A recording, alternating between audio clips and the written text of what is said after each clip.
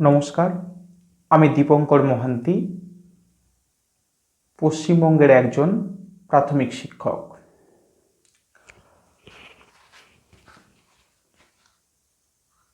আজকে আমি আমাদের মহান নেতা নেতাজি সুভাষচন্দ্র বসুর জীবনী পাঠ করতে চলেছি। আজকে আমরা নেতাজির জীবনের দ্বিতীয় ভাগে এসে পৌঁছেছি। আগের পর্বে আমরা নেতাজির জীবনের অনেকগুলি গুরুত্বপূর্ণ ঘটনা, তার বাল্যজীবন, তার ছাত্রজীবন, তার সন্ন্যাস জীবন, এসব আমরা জেনেছি। আজকে আমরা বিশেষত রাজনৈতিক জীবনের আগের পর্বে শেষ করা ঘটনার পর থেকে আবার শুরু করছি। তাহলে ছোটরা তোমরা শুনতে থাকো। শুরু করছি নেতাজির জীবনের দ্বিতীয় ভাগ। 1928 সালের ডিসেম্বর মাসে কলকাতায় জাতীয় মহাসভার অধিবেশন হল। সুভাষ পূর্ণ স্বাধীনতার দাবি করলেন, জওহরলালও সেই দাবি সমর্থন করলেন। তবু সেই প্রস্তাব গৃহীত হলো না। সুভাষ কিন্তু এতে দমলেন না। বাংলার বিখ্যাত বিপ্লবী যতীন দাস লাহোর জেলে 63 দিন অনাহারে থেকে মৃত্যুবরণ করলেন। তার মৃতদেহ আনা হলো কলকাতায়।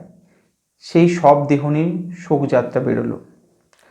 পাঞ্জাবের ব্র্যাডল হলে ছাত্র সম্মেলনে সভাপতি করতে এলেন সুভাষ। সেখানে পুলিশ দেখে রেগে গেলেন তিনি। দৃঢ়তার সঙ্গে পুলিশদের বার করে দিতে বললেন তিনি। তার দৃঢ়তার কাছে মাথা নিচু করে পুলিশ দল বেরিয়ে গেল। সেই সময় ধৃত বন্দীদের বিচার শুরু হয়েছে, তাই সুভাষ ফিরে এলেন কলকাতায়। তখন কংগ্রেস বামপন্থী আর দক্ষিণপন্থী দলে ভাগ হয়ে গেছে। একদল সুভাষের দিকে আর একদল গান্ধীজির দলে। এরপর সুভাষ গেলেন লাহোরে। লাহোর থেকে ফিরে এসে সুভাষচন্দ্র তার 62 জন সমর্থক নিয়ে কংগ্রেস ডেমোক্রেটিক পার্টি গঠন করলেন। এরপর 23শে জানুয়ারি তার জন্মদিনে তাকে গ্রেপ্তার করে আলিপুর জেলে রাখা হলো। সত্যাগ্রহ আন্দোলন চারদিকে ছড়িয়ে পড়ছে। দলে দলে সত্যাগ্রহীদের আনা হলো আলিপুর জেলে। জেল সুপার সোমদত্ত নির্দয় ব্যবহার করতে লাগলেন বন্দীদের ওপর। বন্দীরা বিক্ষোভে ফেটে পড়ল।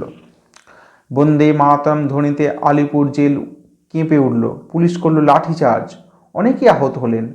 সুভাষের আঘাত খুব বেশি, জীবন সংশয়। বিপ্লবীরা সোমদত্তকে মেরে ফেলার যুক্তি করলেন। ইংরেজ সরকার তাকে সরিয়ে দিয়ে মেজর পাটনিকে জেল সুপার করলেন। 1930 সালের 22শে আগস্ট সুভাষ কলকাতা কর্পোরেশনের মেয়র নির্বাচিত হলেন, কিন্তু তিনি তখন জেলে। 23শে সেপ্টেম্বর তিনি মুক্তি পেয়ে কর্পোরেশনে যোগ দিলেন। সরকার কংগ্রেসকে বেআইনি ঘোষণা করল। সুভাষ গোপনে অ্যাকশন কমিটি তৈরি করলেন। এমন সময় হিজলি জেলে পুলিশ বন্দীদের ওপর গুলি চালালো। কয়েকজন বন্দী মারা গেলেন। সুভাষ ছুটে গেলেন হিজলিতে। তার ডাকে দলে দলে যুবক ছুটে এলো বিক্ষোভ জানাতে। ইংরেজ সরকার ভয় পেয়ে আবার তাকে গৃহবন্দী করে জেলে পাঠালেন। ক্রমে ক্রমে সুভাষের স্বাস্থ্য ভেঙে পড়ল। শেষে 1933 সালের জানুয়ারি মাসে তাকে স্বাস্থ্যোদ্ধারের অনুমতি দেওয়া হলো।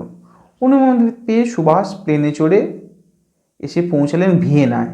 সেখানে আইনসভার সভাপতি বিঠলভাই প্যাটেলের সঙ্গে তার দেখা হলো।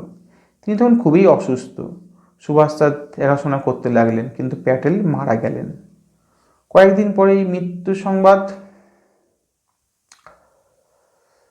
পেলেন সুভাষ। তার বাবা মারা গেছেন। সঙ্গে সঙ্গে তিনি প্লেনে উঠলেন। করাচি বিমানবন্দরে তিনি পিতার মৃত্যু সংবাদ শুনলেন। দুঃখিত মনে ফিরে এলেন তিনি কলকাতায়। সরকার তাকে তার বাড়িতেই অন্তরীণ করে রাখলেন। বাবার শ্রাদ্ধ মিটে যাওয়ার পর সুভাষ আবার এলেন ইউরোপে। সেখানে তার সঙ্গে আলাপ হলো মুসোলিনি আর আয়ারল্যান্ডের নেতা ডি ভ্যালভার সঙ্গে। ভারত সম্বন্ধে অনেক কথা হলো তাদের। এভাবে ইউরোপে ঘুরে বেড়াতে ভালো লাগলো তার। তিনি ভারতে ফিরে আসার জন্য রওনা হলেন, কিন্তু বোম্বাই বিমানবন্দরে তাকে গ্রেপ্তার করে পুনার ফারবেদা জেলে রাখা হলো। আবার তার স্বাস্থ্য ভেঙে পড়তে লাগলো, যক্ষা রোগের লক্ষণ দেখা গেল। চিকিৎসকেরা তাকে পরামর্শ দিলেন। ইংরেজ সরকার তাকে বিনা শর্তে মুক্তি দিলেন। সুভাষ ভগ্ন স্বাস্থ্য নিয়ে পাঞ্জাবের ডালহৌসি পাহাড়ে এলেন। ডাক্তার ধরমবীর তাকে অস্ট্রিয়া যেতে উপদেশ দিলেন। বাধ্য হয়ে সুভাষ রাজি হলেন। অস্ট্রিয়াতে এসে তিনি সুস্থ হলেন, আর সেখানেই তিনি তার আত্মচরিত ভারত পথিক রচনা করলেন। অস্ট্রিয়া থেকে লন্ডনে এসে সংবাদ পেলেন হরিপুরা কংগ্রেস অধিবেশনে তিনি সভাপতি নির্বাচিত হয়েছেন। সংবাদ পেয়ে তিনি ফিরে এলেন হরিপুরায়। লক্ষ লক্ষ লোক তাকে সমর্থন জানালো। দ্বিতীয়বারেও তিনি সভাপতি নির্বাচিত হলেন, কিন্তু মতের মিল হলো না বলে তিনি পদত্যাগ করলেন। সুভাষচন্দ্র দেশের তরুণদের নিয়ে গঠন করলেন ফরওয়ার্ড ব্লক। হলওয়েল মনুমেন্ট সরিয়ে ফেলার দাবিতে হিন্দু মুসলমান একসঙ্গে আন্দোলন শুরু করবেন। ইংরেজ সরকার ভয় পেয়ে মনুমেন্ট সরিয়ে নিল। সুভাষ জয়ী হলেন আন্দোলনে। মোহাম্মদ আলী পার্কে সুভাষ বক্তৃতা দিলেন। ইংরেজ ছুতো পেয়ে গ্রেপ্তার করলো সুভাষকে, কিন্তু অসুস্থতার জন্য জেলখানায় আটকে না রেখে তার এলগিন রোডের বাড়িতেই তাকে অন্তরীণ করে রাখার ব্যবস্থা হলো। এই পর্যন্ত আমরা সুভাষের রাজনৈতিক জীবনের একটা বিশেষ অধ্যায় পার করলাম। এবারে আরেকটা অধ্যায় আমরা প্রবেশ করি, সেটা হচ্ছে ভারত ত্যাগ। ছোটটা তোমরা শোনো, আশা করছি তোমাদের ভালো লাগবে। শুরু হচ্ছে সুভাষচন্দ্র বসুর ভারত ত্যাগ পর্ব। দ্বিতীয় বিশ্বযুদ্ধের আগুন ছড়িয়ে পড়েছে সারা ইউরোপে। সুভাষ বুঝলেন এই সুযোগে তাকে ভারত ত্যাগ করে যেতে হবে, নিতে হবে বিদেশি সাহায্য। তিনি সবার সঙ্গে দেখা সাক্ষাৎ বন্ধ করে দিলেন। একমাত্র শরৎ বসুর সেজ ছেলে শিশির তার ঘরে যেতেন। শিশিরের সঙ্গে পরামর্শ করে একদিন গভীর রাত্রে মৌলভীর বেশ ধরে ঘর থেকে বেরোলেন। সবাই তখন ঘুমে অচেতন। বাড়ির দক্ষিণ দিক থেকে একটা গাড়ি এসে দাঁড়ালো। ড্রাইভার শিশির নিজেই। সুভাষ ছদ্মবেশে গাড়িতে উঠলেন। কলকাতা শহর পার হয়ে জিটি রোড ধরে গাড়ি ছুটে চলল। ভোর হবার একটু আগে ধানবাদে এলেন। সেখানে থাকতেন শিশিরের দাদা ডাক্তার অশোক বোস। গাড়িটা কিছু দূরে দাঁড়াতেই ছদ্মবেশী সুভাষ পায়ে হেঁটে ডাক্তার অশোক বোসের বাড়িতে এলেন। ডাক্তার বোস আগেই খবর পেয়েছিলেন। তিনি সুভাষকে সঙ্গে নিয়ে বাইরের ঘরে থাকার ব্যবস্থা করে দিলেন। পরিচয় দিলেন ইন্স্যুরেন্সের এজেন্ট বলে। ইংরেজিতে কথাবার্তা হলো যেন কারোর সন্দেহ না হয়। সন্ধ্যায় আবার বেরোলেন। ধানবাদ থেকে ছদ্মবেশী সুভাষকে নিয়ে শিশির এলেন গোমো স্টেশনে। সেখানে উঠে বসলেন দিল্লি কালকা মেলে। গাড়ি ছুটে চলল। শিশির গাড়ি নিয়ে ফিরে গেলেন। নৌসেরা স্টেশনে এসে নামলেন সুভাষ। আগে থেকেই তাকে সাহায্য করার জন্য আকবর শাহ তার ড্রাইভার আবেদ খাঁকে পাঠালেন নৌসেরা স্টেশনে। আবেদ খাঁ একটা সংকেত চিহ্ন দেখাতেই সুভাষ উঠে বসলেন গাড়িতে। গাড়ি ছুটে চলল পেশোয়ারের দিকে। তারা যখন পেশোয়ার শহরের শেষ প্রান্তে এসেছেন তখন রাত্রি হয়ে গেল। বাধ্য হয়ে তারা একটা সরাইখানাতে রাত কাটালেন। পরের দিন ভোর হওয়ার আগেই আবার যাত্রা করলেন। পেশোয়ার জেলার শেষ ঘাঁটি সতকদর পার হয়ে ইংরেজ প্রভাব মুক্ত মেমান্ত অঞ্চলে এলেন। এরপর আফগানিস্তানের সীমানা, এরপরেই রাশিয়া। এবার তিনি এসে হাজির হলেন আফগানিস্তানে। সঙ্গেই ছিল কাবুলির পোশাক। সেই পোশাক পরলেন সুভাষ। বোবার ভূমিকা গ্রহণ করলেন। নাম বদলে হলেন জিয়াউদ্দিন। এখানে তাকে সাহায্য করতে এলেন ভারত সভার সম্পাদক ভগৎ রাম। আগে থেকে ব্যবস্থা করা ছিল। ভগৎ রামের কাবুলি পোশাক এর নাম হলো রহমত। সুভাষকে নিয়ে ভগৎ রাম চললেন গাড়ি ছুটিয়ে। এলেন গ্রামের পথে। আর গাড়ি যাবে না, তারা হেঁটেই চললেন। পথে একজন জিজ্ঞেস করলো, কে তোমরা, কোথায় যাচ্ছ? ভগৎ রাম বললেন, বোবাকালা ভাইকে নিয়ে পীরের দারগায় যাচ্ছি। আফগানিস্তানের লালপুরায় ধনী সর্দার খাঁর বাড়িতে ওরা দুজন আশ্রয় নিলেন। সর্দার খাঁ ওদের পরিচয়পত্র লিখে দিলেন যাতে পথে কেউ তাদের না আটকায়। সেই সঙ্গে দুজন সশস্ত্র প্রহরীর ব্যবস্থাই করে দিলেন। এই পরিচয়পত্রের সাহায্যে তাঁরা সবার চোখ এড়িয়ে যখন ওরা কাবুলে এলেন, এক রাত্রি পার হয়ে বিকেল হয়ে গেছে। ওরা দুজন বাজারের কাছে একটা সরাইখানায় আশ্রয় নিলেন। সরাইখানায় 2-3 দিন কাটতে না কাটতেই গোয়েন্দা পুলিশের নজর পড়ল তাদের দিকে। তখন তারা নওজোয়ান ভারত সভার প্রাক্তন সেক্রেটারি উত্তমচাঁদ মালত্যার বাড়িতে আশ্রয় নিলেন।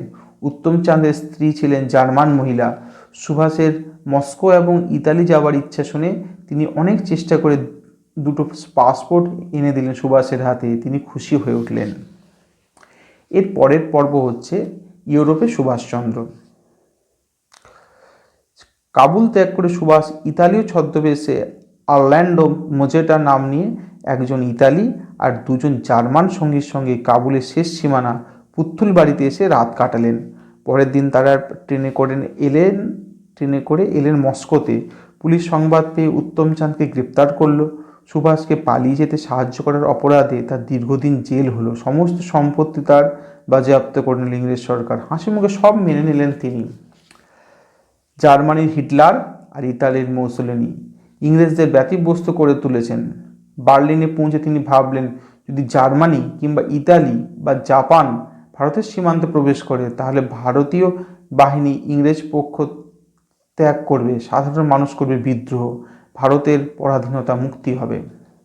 তিনি অনেক আশা নিয়ে জার্মানির বৈদেশিক দপ্তরে ইতালীয় ছদ্মবেশে দেখা করতে এলেন, কিন্তু সেখানে আশ্রয় পেলেন না। একটু হতাশ হলেন তিনি। কিন্তু সুভাষের হৃদয়ে হতাশার কোনো স্থান নেই। তিনি দৃঢ় মনে নতুন এক পরিকল্পনা করলেন, যাতে হিটলারকে তিনি সব জানাতে পারেন। এবার সুভাষ জার্মান বৈদেশিক দপ্তরে আজাদ হিন্দ সংঘ গঠন করার খসড়া দাখিল করলেন। তিনি বেতার মারফত এই কথা প্রচার করতে যান। সারা ইউরোপে ছড়িয়ে থাকা ভারতীয়দের তিনি আহ্বান জানাবেন, এই তার প্রার্থনা। জার্মান বৈদেশিক দপ্তর রাজি হলো। বেতারে, পত্রিকায়, বক্তৃতায় তিনি ইউরোপের ভারতীয়দের একত্রিত করলেন। সুভাষের আহ্বানে ইউরোপবাসী ভারতে এসে জমায়েত হলেন। স্থাপিত হলো আজাদ হিন্দ সংঘ। জার্মানির আন্নাবার্গ ক্যাম্প। ইংরেজের পক্ষ নিয়ে বহু ভারতীয় সৈন্য যারা পরাজিত হয়েছিল তারা বন্দী হয়েছিল এই ক্যাম্পে। সুভাষ তাদের সঙ্গে দেখা করে তাদের কাছে বললেন নিজের মনের কথা। সুভাষের কথায় বন্দী ভারতীয় সৈন্যদল খুব খুশি হলো। তারা সামরিক কায়দায় সুভাষকে স্যালুট জানিয়ে রাজি হয়ে গেল। ইংরেজদের বিরুদ্ধে যুদ্ধ করার জন্য তারা সুভাষকে সর্বাধিনায়ক করলো। 3টি ডিভিশন নিয়ে গঠন করা হলো আজাদ হিন্দ বাহিনী। ইতালি এবং জার্মানের বেতার কেন্দ্র রইল আজাদ হিন্দ বাহিনীর অধীনে। তার ফলে সর্বত্র প্রচারের কাজ চলতে লাগলো। সুভাষ ভারতীয় সেনাদের এক সম্মেলন ডেকে আজাদ হিন্দ ফৌজ গঠনের জন্য বললেন, সব রকম প্রস্তুতি নেবার কথা বললেন। ভারতের জাতীয় পতাকাকে হিটলার অভিবাদন করলেন। বিপ্লবী রাসবিহারী বসু জাপানে একটা আজাদ হিন্দ বাহিনী তৈরি করেছিলেন। সুভাষচন্দ্র তাঁর সঙ্গে দেখা করে জাপানে সাহায্য পাওয়ার জন্য খুব ব্যস্ত হয়ে পড়লেন। হিটলারকে তিনি এই কথা জানাতে তিনি সুভাষকে ছাড়তে রাজি হলেন না। এবার জার্মানির একনায়ক টট হিটলার বুঝিয়ে জাপানে যাওয়ার অনুমতি পেলেন তিনি। বিমানপথে যাওয়া বিপদ মনে করে সুভাষ 1943 সালের জুন মাসে একজন মাত্র জার্মান সঙ্গী নিয়ে সাবমেরিনে রওনা হলেন জাপানের পথে। তারপর সমুদ্র গভীর জলের ভিতর দিয়ে তিনি জাপানে পৌঁছালেন। জাপানে পৌঁছাতেই রাসবিহারী বসু এবং আরও কয়েকজন জাপানি অধিনায়ক তাকে সম্বর্ধনা জানালেন। অবশেষে রাসবিহারী বসু তার আজাদ হিন্দ বাহিনী সুভাষের হাতে তুলে দিলেন। সুভাষচন্দ্র বিপ্লবী রাসবিহারী বসুর আজাদ হিন্দ বাহিনীর কাছে তার প্রতিষ্ঠিত আজাদ হিন্দ ফৌজের কথা বলে ভাষণ দিলেন। চলো দিল্লি, দিল্লির পথ স্বাধীনতার পথ, চলো চলো দিল্লি চলো। বিশাল আজাদ হিন্দ বাহিনী একসাথে গর্জন করে উঠল, জয় হিন্দ, চলো দিল্লি। সুভাষ বললেন, আমি তোমাদের কিছু দিতে পারবো না, তোমরা আমাকে রক্ত দাও, আমি তোমাদের স্বাধীনতা দেব। এবার সুভাষের এগিয়ে আসার পালা। তার বিশাল আজাদ হিন্দ বাহিনী নিয়ে তিনি এলেন সিঙ্গাপুরে। ভারতের জাতীয় পতাকা তুললেন সিঙ্গাপুরে। সে সৈন্যবাহিনীর ছাউনি পড়ল। সংবাদ পেয়ে খুব খুশি হলেন জাপানের প্রধানমন্ত্রী তোজো। তিনি এলেন ক্যাম্পে। সুভাষচন্দ্রের পাশে দাঁড়িয়ে ভাষণ দিলেন, অভিবাদন জানালেন ভারতের 3 রঙা জাতীয় পতাকাকে। ভারতে ছড়িয়ে পড়ল এই সংবাদ। চারদিকে সুভাষের জয়ধ্বনি। দলে দলে মানুষ আজাদ হিন্দ বাহিনীতে যোগ দিতে লাগলেন। ক্রমে ক্রমে বিশালতর হয়ে উঠল বাহিনী। ইংরেজ সরকার চমকে উঠল ভয়ে। মেয়েরাও সাড়া দিলেন। ক্যাপ্টেন লক্ষ্মী স্বামীনাথন দেখা করে বললেন সুভাষকে, আমাকে কাজ দিন। সুভাষ বললেন, কী কাজ? লক্ষ্মী বললেন, যুদ্ধের কাজ, আমরাও যুদ্ধে অংশ নিতে চাই। নারী বাহিনী গঠিত হলো, 156 জন নারী নিয়ে গঠিত হলো ঝাঁসি রানী বাহিনী। 1943 সালের অক্টোবর মাসে দক্ষিণ পূর্ব এশিয়ায় বিশাল সভায় সুভাষচন্দ্র বললেন, আমি ঈশ্বরের নামে শপথ করে বলছি, আমার মাতৃভূমি ভারত আর 38 কোটি ভারতবাসীর পরাধীনতা মুক্ত করতে জীবনের শেষ দিন পর্যন্ত সংগ্রাম করে যাব, তোমরা আমার পাশে দাঁড়াও। এই ভাষণে সবাই গর্জন করে উঠল, জয় হিন্দ। একদিন captain Lakshmi Swaminathan, lieutenant colonel S Chatterjee, অধ্যক্ষ সাওনাজ, এস এঙ্গার, S Bhagat, J K Bhosle প্রভৃতি শপথ গ্রহণ করলেন। সুভাষচন্দ্রের প্রবল উদ্যমে এবং পরিশ্রমে স্থাপিত হলো আজাদ হিন্দ সরকার। এই সংবাদ চারদিকে ঘোষিত হলো। জার্মানি, থাইল্যান্ড, বার্মা, চীন, ফিলিপাইন ও মাঞ্চুরিয়া প্রভৃতি রাষ্ট্র এই সরকারকে স্বীকৃতি দিল। আজাদ হিন্দ সরকার প্রতিষ্ঠা করে সব দায় দায়িত্ব ভাগ করে দিলেন। আজাদ হিন্দ সরকার ইংরেজদের বিরুদ্ধে আর আমেরিকার বিরুদ্ধে যুদ্ধ ঘোষণা করলো। তারা সদল বলে এগিয়ে এলো আরাকান ফ্রন্টে। আন্দামান ও নিকোবর দ্বীপপুঞ্জে তখন ইংরেজ শাসন মুক্ত হয়ে জাপানিদের দখলে ছিল। জাপান এই দুটি দ্বীপ আজাদ হিন্দ সরকারকে ছেড়ে দিল। এই প্রথম ইংরেজ শাসনমুক্ত ভারতীয় ভূখণ্ড আজাদ হিন্দ সরকারের হাতে পেল। সুভাষচন্দ্রের নাম হলো নেতাজি। 1944 ফেব্রুয়ারি মাস সবার প্রিয় নেতাজি আদেশ দিলেন, আর দেরি নয়, চলো এবার ঝাঁপিয়ে পড়ি ভারতের বুকে। ইংরেজ শাসন থেকে মুক্ত করতে হবে ভারতকে, এগিয়ে চলো। আজাদ হিন্দ সেনা, আজাদ হিন্দ বাহিনী এগিয়ে আসতে দেখে ভয় পেল ইংরেজ ও আমেরিকা, কারণ এই বাহিনী ভারতে প্রবেশ করলে তারা রুখতে পারবে না। মন্ত্রণা করা হলো মন্ত্রণা কক্ষে, যে করেই হোক ওদের বাধা দিতে হবে। এদিকে ব্রহ্মদেশের দিকে এগিয়ে চলেছে আজাদ হিন্দ বাহিনী। ইংরেজ বাহিনী বোমা ফেলতে লাগলো, তবুও এগিয়ে চললো আজাদ হিন্দ বাহিনী। ইংরেজ বর্মা বাঁচাবার খুব চেষ্টা করতে লাগলো। হাংকোয়া উপত্যকায় চেন্দুইন নদীর এক পাশে জাপান ও এক পাশে ইংরেজ। যে কোনো সময় নদী পার হয়ে আসতে পারে ইংরেজ বাহিনী। বোমার পর বোমা ফেলে চলছে ইংরেজ বাহিনী। জাপান ইম্ফল দখলের চেষ্টা করলো, নেতাজি রাজি হলেন না। জাপানিদের তিনি ভারত আক্রমণ করতে দেবেন না, নির্দেশ দিলেন, আমরাই ইম্ফল দখল করব। আজাদ হিন্দ বাহিনীর সঙ্গে শুরু হলো ইংরেজ বাহিনীর যুদ্ধ। 3টি বাহিনী বিভক্ত হয়ে ইম্ফল আক্রমণ করলেন। এই 3টি বাহিনী হলো বাহাদুর শাহ আত্মঘাতী বাহিনী, বাল সেনা বাহিনী, পিছনে গুরবক্স সিং আর নেহরু ব্রিগেড। নেতাজি সুভাষের ডাকে ক্যাম্পে যেসব অসুস্থ সৈন্য ছিল তারাও এগিয়ে চলল। লক্ষ্মী স্বামীনাথনের ঝাঁসি বাহিনীও এগিয়ে চলল ইম্ফলের দিকে। ইংরেজ খুব ভয় পেল। চারদিক থেকে ইম্ফল, কোহিমা আর মণিপুরকে ঘিরে ফেললে আজাদ হিন্দ বাহিনী।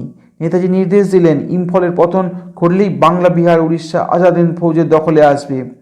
এদিকে শত্রু সৈন্য রেঙ্গুনের কাছাকাছি এসে গেছে। নেতাজি ব্যস্ত হয়ে উঠলেন, বর্মায় গেলেন, দেখলেন খবর সত্য, আর কয়েক ঘন্টার মধ্যে শত্রু সেনা রেঙ্গুনে পৌঁছে যাবে। আজাদ হিন্দ বাহিনী ইম্ফলের মাটিতে পা দিয়ে ভারতের জাতীয় পতাকা তুলল। এবার তাদের লক্ষ্য দিল্লি, বিশ্রামের সময় নেই, এগিয়ে যেতে হবে। প্রস্তুত হলো আজাদ হিন্দ বাহিনী। হঠাৎ দেখা গেল প্রাকৃতিক দুর্যোগ। পাহাড়ি নদীতে দেখা গেল বন্যা, প্রবল স্রোতে চারদিক ভেসে যেতে লাগলো। আজাদ হিন্দ ফৌজের সেনানায়করা চিন্তিত হয়ে পড়লেন। খাদ্যর রসদ ফুরিয়ে আসছে, আপাতত যুদ্ধ বন্ধ রাখা ছাড়া আর কোনো পথ নেই। নেতাজি দেখলেন বর্মায় থাকা নিরাপদ নয়, কিন্তু তিনি কোথায় যাবেন? স্থির করলেন সিঙ্গাপুরে যাবেন। এরপর বর্মা থেকে নেতাজি একটি বিমানে চড়ে এলেন সিঙ্গাপুরে।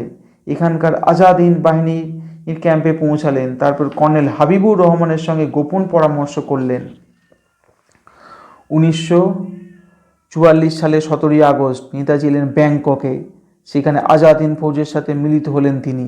তাদের দৃঢ়তা দেখে নেতাজি আশ্চর্য হয়ে গেলেন। এরপর এসে শুনলেন জার্মানির পতন ঘটেছে, কাজেই জার্মানির কাছ থেকে সাহায্য পাবার ভরসা আশা বৃথা। এখন একমাত্র ভরসা জাপান। কিন্তু জাপান কি টিকে থাকতে পারবে? হঠাৎ টোকিও বেতার এর ঘোষণা শোনা গেল, শত্রুপক্ষের বোমা বর্ষণে জাপানের হিরোশিমা শহর বিধ্বস্ত, শত্রু সৈন্য এগিয়ে আসছে। ঘোষণা শুনে নেতাজি চঞ্চল হয়ে উঠলেন।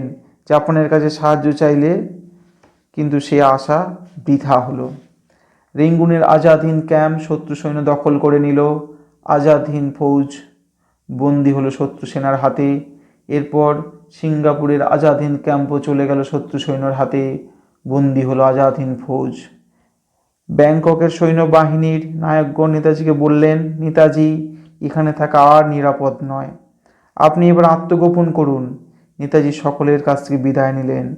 বিদায় নিয়ে নেতাজি একটা বিমানে চড়ে টোকিও যাত্রা করলেন। তারপর থেকে আজও আর কোনো খোঁজ খবর পাওয়া যায়নি। আজও আমরা তার পথ চেয়ে বসে আছি। শেষ হলো নেতাজির সংক্ষিপ্ত জীবনী। আশা করি ছোটরা তোমাদের এটা ভালো লেগেছে। তোমরা বড় হয়ে নেতাজির জীবন সম্বন্ধে আরও অনেক কিছু জানবে, তোমরা অনেক পড়াশোনা করবে, এই মহান নেতার জীবন, তার আদর্শে তোমরা উদ্বুদ্ধ হবে।